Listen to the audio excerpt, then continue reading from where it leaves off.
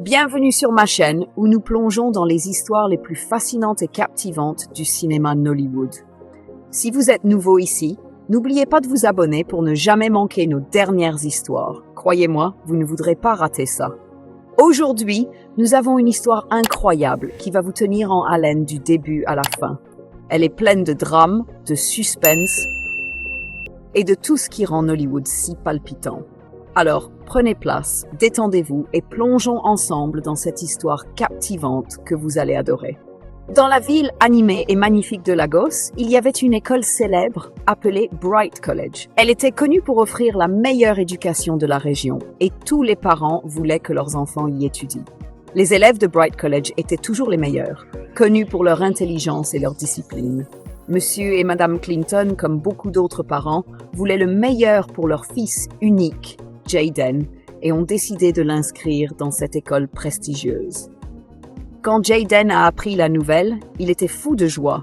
Il avait toujours rêvé d'aller à Bright College.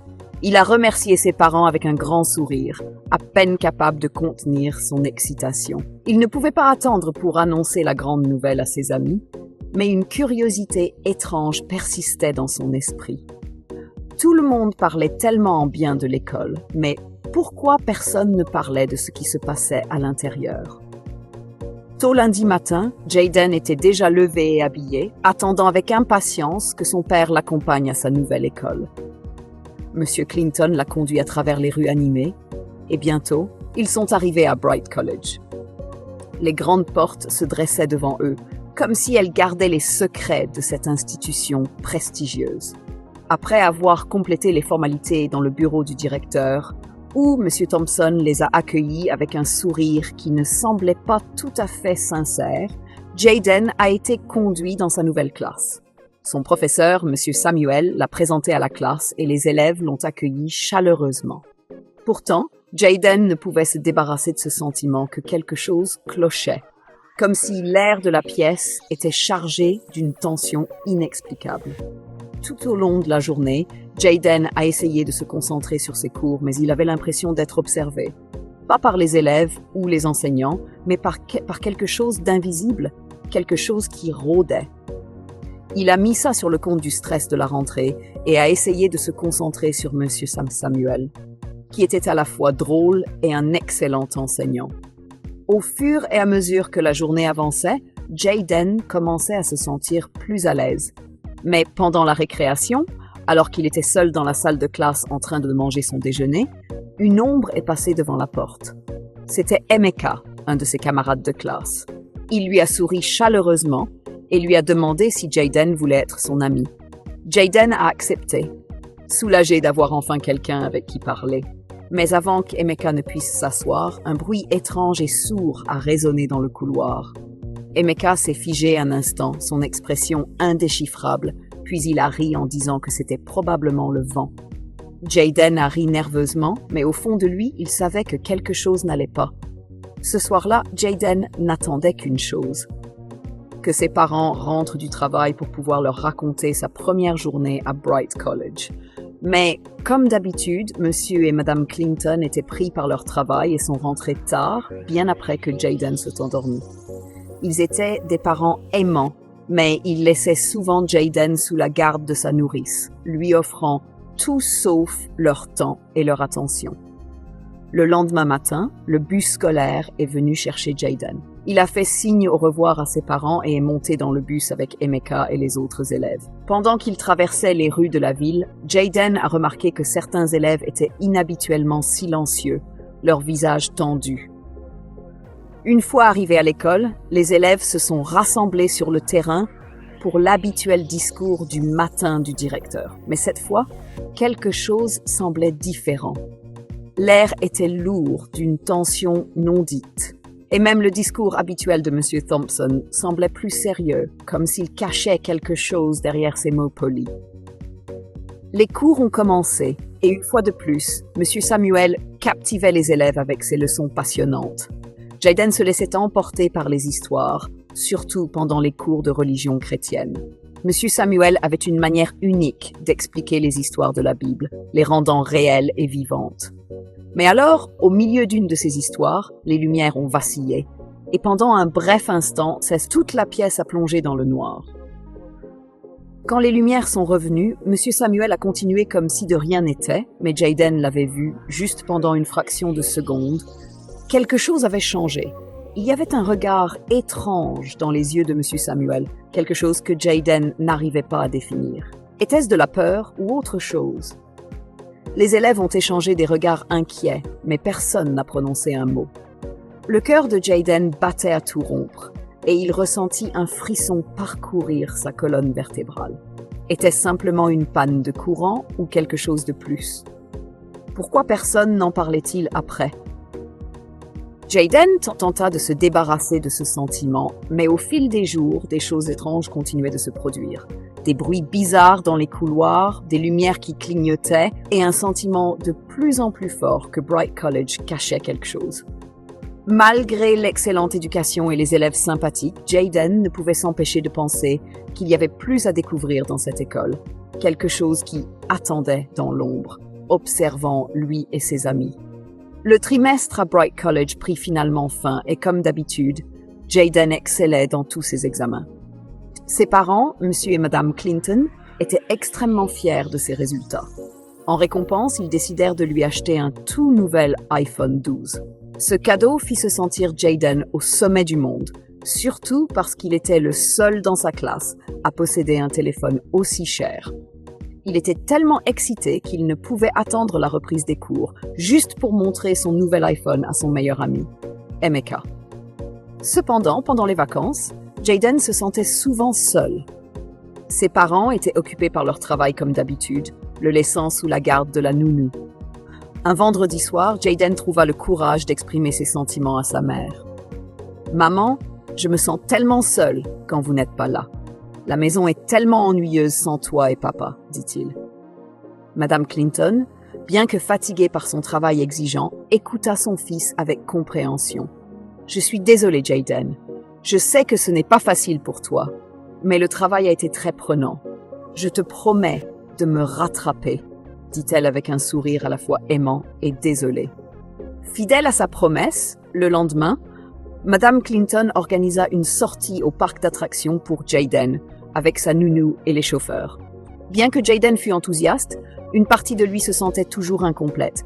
Il aurait aimé que sa mère puisse venir aussi. Malgré cela, il était heureux de sortir de la maison pour changer.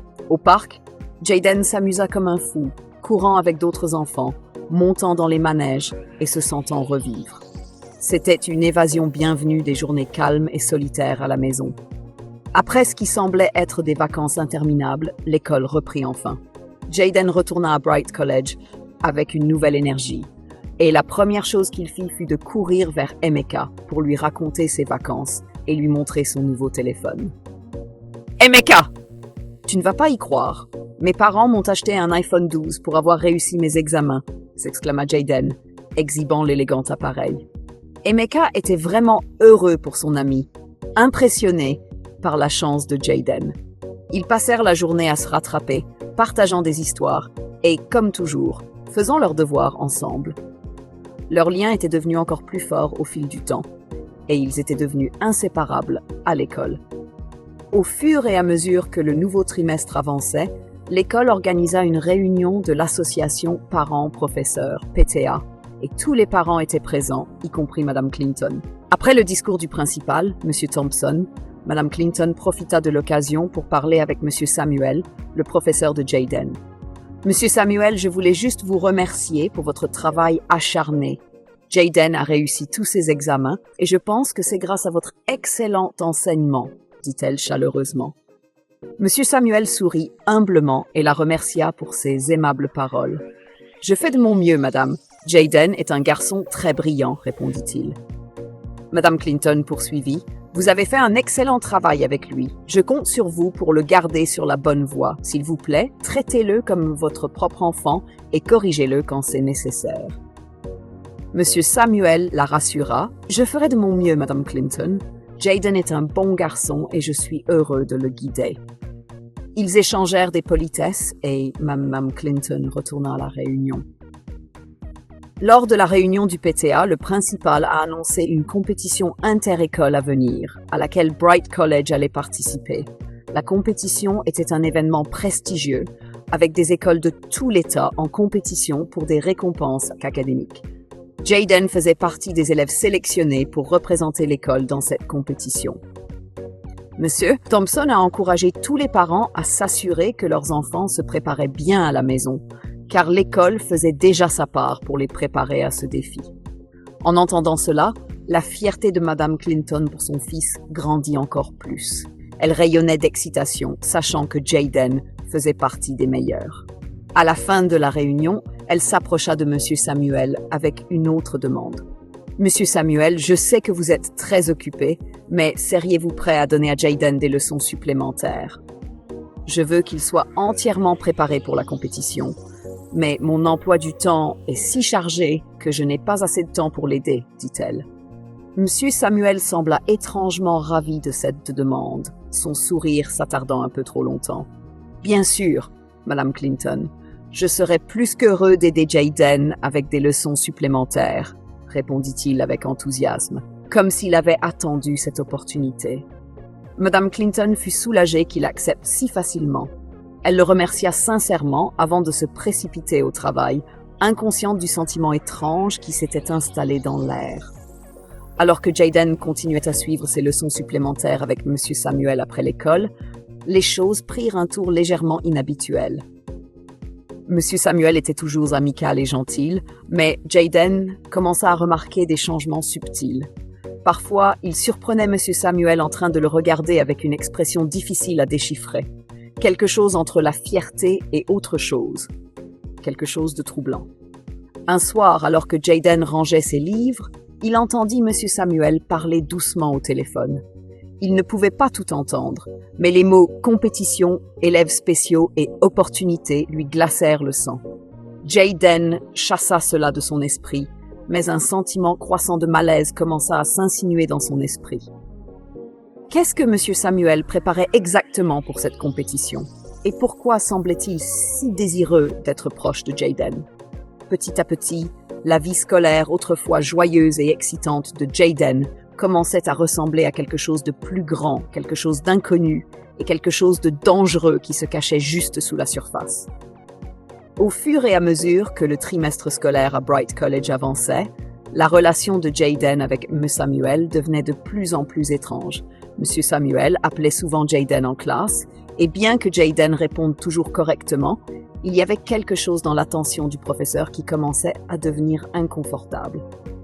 Au fil du temps, Jayden remarqua que M. Samuel semblait le favoriser plus que les autres élèves, mais il ne comprenait pas pourquoi. Un jour après la classe, M. Samuel demanda à Jayden de venir dans son bureau. Jayden pensa que c'était pour une tâche normale, alors il y alla sans hésiter. Il frappa à la porte, entra dans le bureau et salua M. Samuel. « Bonjour, monsieur, vous m'avez demandé ?» M. Samuel, souriant derrière son bureau, répondit « Oui, Jayden. S'il te plaît, assieds-toi. » Jayden s'assit et M. Samuel lui offrit un encas, essayant de le mettre à l'aise. Jayden l'accepta poliment, bien qu'il commence à se sentir mal à l'aise. Pendant qu'il mangeait, M. Samuel se leva et s'approcha de lui touchant légèrement le visage et faisant des commentaires sur son apparence. L'inconfort de Jayden augmenta rapidement. Il essaya de partir, mais M. Samuel lui barra la route, lui disant de se calmer. Le cœur de Jayden s'emballa alors qu'il commençait à réaliser que quelque chose n'allait pas. Le comportement de M. Samuel était devenu menaçant. Jayden voulait crier, mais la peur le retenait. Lorsque M. Samuel haussa la voix et intimida Jayden, la panique du garçon s'intensifia. La situation échappa au contrôle de Jayden et il quitta le bureau ce jour-là avec un lourd fardeau non exprimé sur les épaules. Après cet incident, la vie de Jayden prit un tournant sombre. Il devint renfermé, s'isola de son meilleur ami Emeka et commença à avoir des difficultés avec ses études. M. Samuel continua à l'intimider, le menaçant de rester silencieux à propos de ce qui s'était passé. Jayden se sentait piégé dans sa peur, incapable de parler. Il essaya de se confier à sa mère, mais elle était trop occupée pour l'écouter, le laissant se sentir complètement seul. Le comportement de Jayden à la maison changea radicalement. Il refusa d'aller à l'école, espérant que cela forcerait sa mère à remarquer que quelque chose n'allait pas. Mais Madame Clinton, concentrée sur sa carrière, rejeta sa réticence comme une excuse pour sécher l'école. Elle insista pour qu'il y retourne, sans savoir qu'elle l'envoyait entre les mains de la personne même qu'il redoutait. Un jour, submergé par ses émotions, Jayden prit une décision désespérée. Il emporta secrètement un couteau de cuisine avec lui à l'école, le cachant dans son uniforme. Lorsque M. Samuel l'appela de nouveau dans le bureau, Jayden agit sous l'impulsion qui s'était accumulée en lui. Avec des mains tremblantes et un cœur rempli de peur, Jayden utilisa le couteau pour se protéger. Même Samuel poussa un cri de douleur et la commotion attira rapidement l'attention des autres enseignants et élèves. Ils se précipitèrent dans le bureau et trouvèrent M. Samuel blessé avec Jayden debout à proximité, tremblant et couvert de sang. La situation devint chaotique et la vérité sur les événements terribles commença à se dévoiler. Au fur et à mesure que l'enquête avançait, l'histoire de Jayden fut révélée. Ce qui avait commencé comme une expérience scolaire apparemment normale s'était transformé en un cauchemar que personne n'avait anticipé. L'impact de ce jour laisserait une cicatrice durable dans la vie de Jayden, et il faudrait du temps pour que toute la vérité éclate. La décision courageuse de Jayden de se défendre de la seule manière qu'il connaissait mènerait à une confrontation pour ceux impliqués, mais les blessures émotionnelles mettraient beaucoup plus de temps à guérir. L'élève, autrefois brillant, avait été contraint de faire face à une situation bien au-delà de son âge, et les conséquences se répercuteraient dans sa vie et dans celle de son entourage. Après cet incident choquant, le chaos régna à Bright College. Les enseignants et le directeur entourèrent Jayden, leur visage mélangeant colère et incrédulité. « Tu es un enfant maléfique, Jayden. Comment as-tu pu tuer ton professeur » crièrent-ils. Jayden resta silencieux, ressentant un tourbillon d'émotions, peur, culpabilité et confusion. Il voulait s'expliquer, mais n'arrivait pas à trouver les mots. Au fond de lui, il ressentait à la fois un soulagement et une horreur.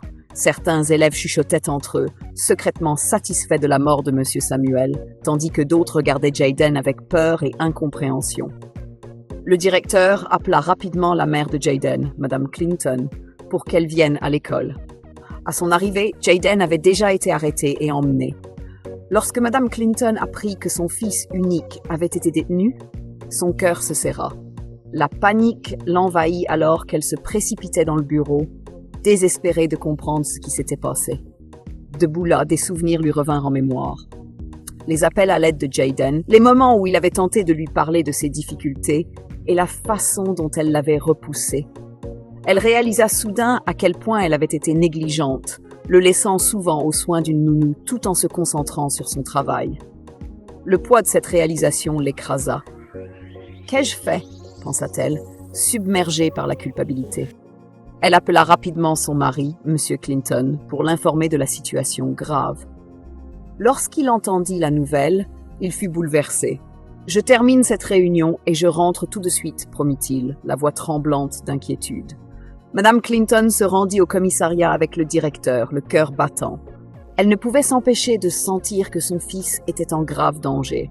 En arrivant, ils virent Jayden derrière les barreaux de la cellule, semblant petit et effrayé.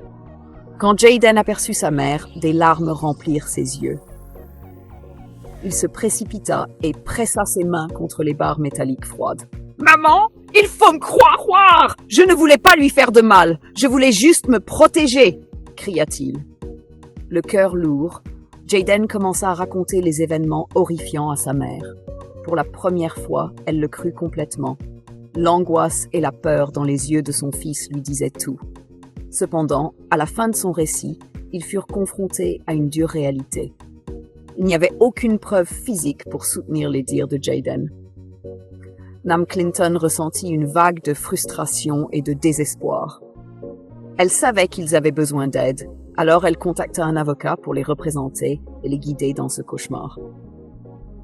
Déterminés à trouver des preuves, Mme Clinton et son avocat retournèrent à Bright College. Ils espéraient que les images de vidéosurveillance révéleraient la vérité sur ce qui s'était passé dans le bureau de M. Samuel.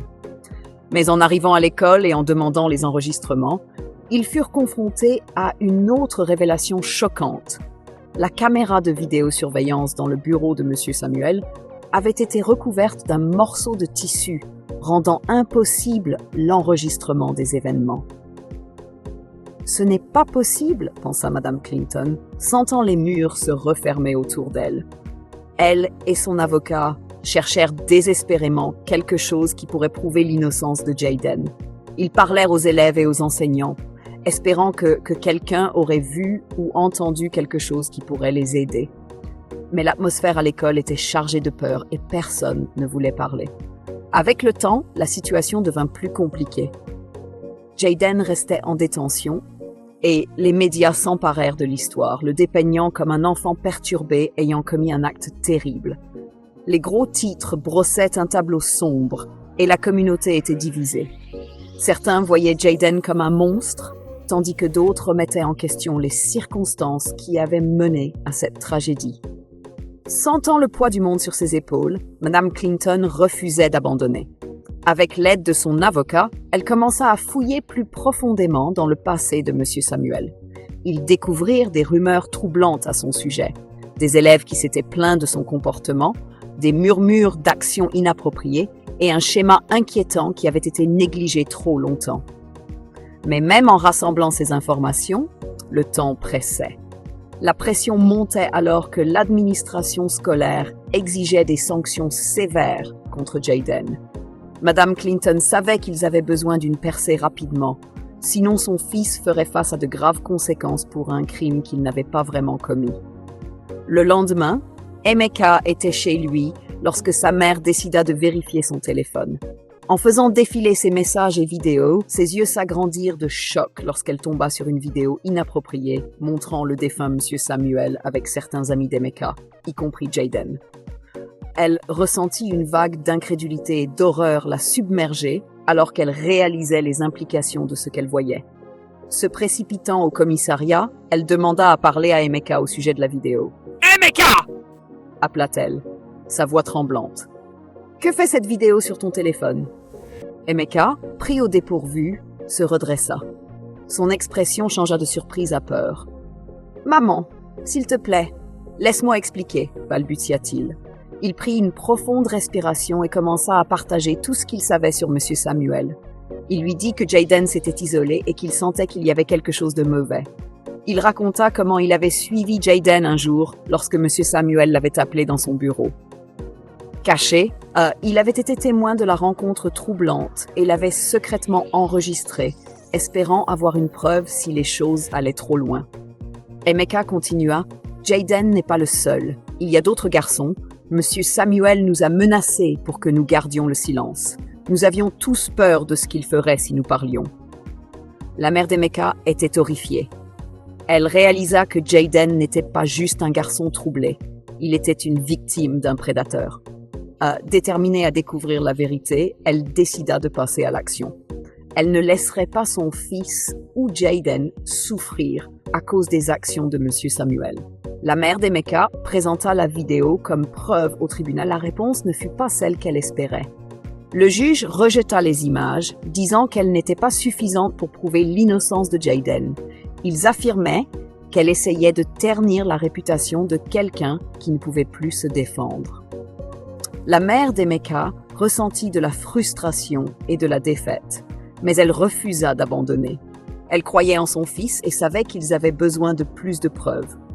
Ce même jour, elle retourna à Bright College, son esprit bouillonnant d'idées. En marchant dans l'enceinte de l'école, elle entendit des élèves discuter avec excitation.